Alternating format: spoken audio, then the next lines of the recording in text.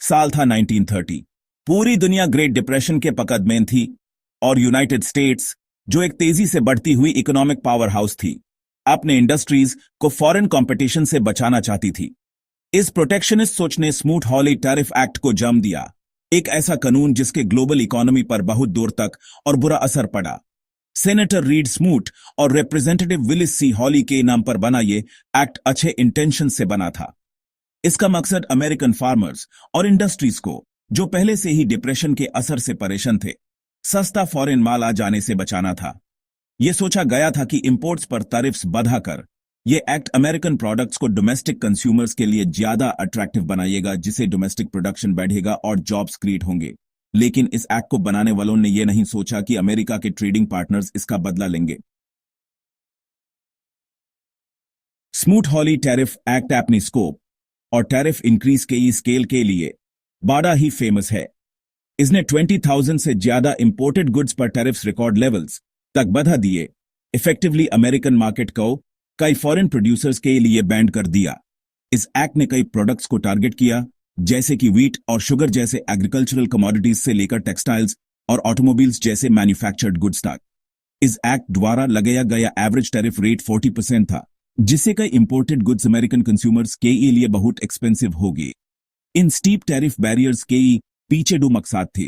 पहला, यह अमेरिकन को फॉरेन गुड्स खरीदने से रोकना था, ताकि अमेरिकन मेड प्रोडक्ट्स की डिमांड बढ़े। दूसरा, टैरिफ से फेडरल गवर्नमेंट के लिए रेवेन्यू जनरेट होने की उम्मीद थी, जो डिप्रेशन के कारण कम टैक्स रेवेन्यू से परेशान थी। अपने मकसद को पूरा करने का बजाय स्मूट-हॉली टैरिफ एक्ट का अमेरिकन और ग्लोबल इकोनॉमी दोनों पर बुरा असर पड़ा। अमेरिकन जॉब्स को बचाने के बजाय इस एक्ट ने दूसरे कंट्रीज से रिटेलिएटरी टैरिफ्स की लहर शुरू कर दी। एक ग्लोबल ट्रेड वॉर छिड़ गई। अमेरिका के टैरिफ्स से टारगेटेड कंट्रीज जैसे कि कनाडा, ब्रिटेन, फ्रांस और जर्मनी ने बदले में अमेरिकन एक्सपोर्ट्स पर टैरिफ्स लगा दिए। ट्रेड बैरियर्स के इस टिट फॉर टैट एस्केलेशन से इंटरनेशनल ट्रेड में बहुत कमी आई। 1929 और 1934 के बीच ग्लोबल ट्रेड 66% तक गिर गया, क्योंकि कंट्रीज इकोनॉमिक आइसोलेशनिज्म में चले गए। इंटरनेशनल ट्रेड के कोलैप्स का ऑलरेडी कमजोर ग्लोबल इकोनॉमी पर बहुत बुरा असर पड़ा। स्मूट-हॉली टैरिफ एक्ट को एक ऐसा की फैक्टर माना जाता है जिसने ग्रेट डिप्रेशन को और बढ़ा दिया, यूज एक सीवियर रिसेशन से एक ग्लोबल इकोनॉमिक कैटास्ट्रोफी में बदल दिया। स्मूट-हॉली टैरिफ एक्ट प्रोटेक्शनिज्म के खतरों की याद दिलाता है। अमेरिकन जॉब्स और इंडस्ट्रीज को बचने के अपने मकसद को पूरा करने के बजाय यह एक्ट उल्टी सीधी निकला, ग्रेट डिप्रेशन को और गहरा कर दिया और दुनिया को ट्रेड वॉर में धकेल दिया। इस एक्ट की लेगेसी आज तक इकोनॉमिक पॉलिसी मेकिंग को शेप करती है।